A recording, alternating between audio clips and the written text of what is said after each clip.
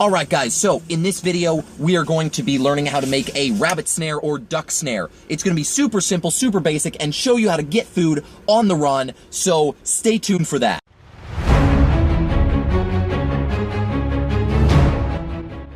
Alright guys, so I'm here in the back 40, trying not to trip on all the everything. So, here in the back 40, and I'm going to show you how to set up a quick and simple rabbit snare for when your crap hits the fan or you're in the middle of nowhere, you gotta find food to survive. Again, this is not something you're gonna use every single day. There are a lot more effective methods, there are a lot better traps. You know, if you have a gun, that's obviously a lot better than most things. But this is a survivalist thing that you can use that takes very few supplies and can be set just about anywhere. So I'm out here in the back 40, and I've spotted a spot where there's likely to be some decent game, and because it's wet and there are blackberries, rabbits love to hide in blackberries because it's a good defense from predators. So I'm going to show you how to set a basic string snare here, here in the back 40. So let's do it.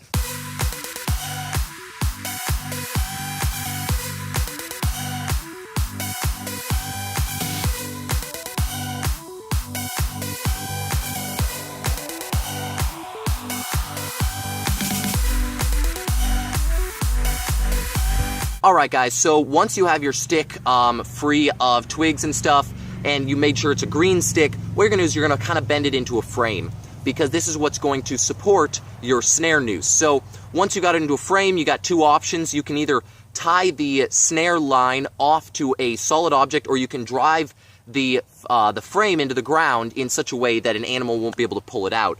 I would recommend tying it off to a solid object, as this is easier, and usually the ground is pretty dang hard and hard to drive stuff into. So that's what I'm going to do. So I've got my little trail here. So we're going to assume that your trail goes right through the center of the gopher mound.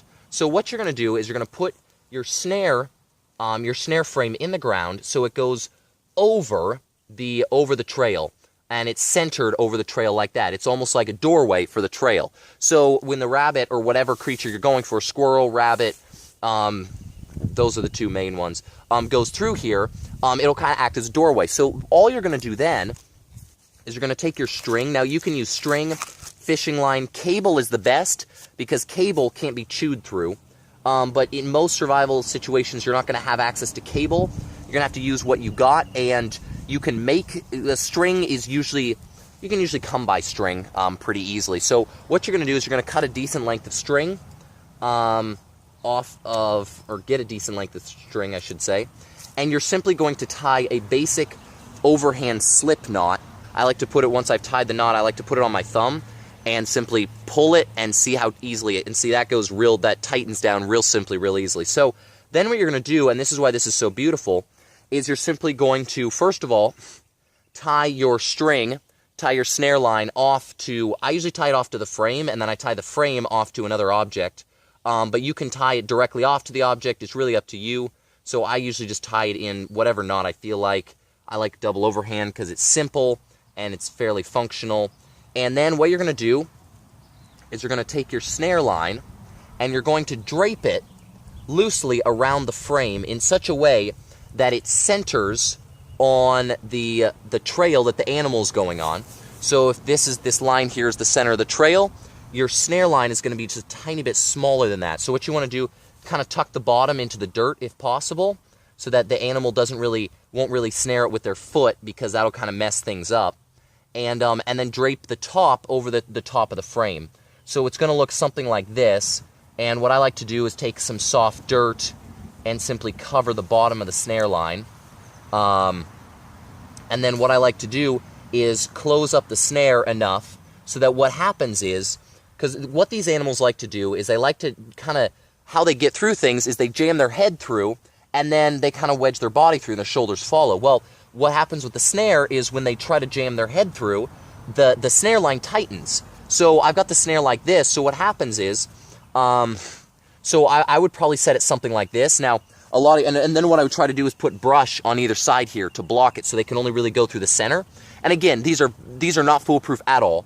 It's a snare, so you got to set a lot of them in order to get something, but they do work. They're very simple, very effective. So what happens is your rabbit or your animal is going through here, and so they slip their head through the snare line, and then their body goes to follow.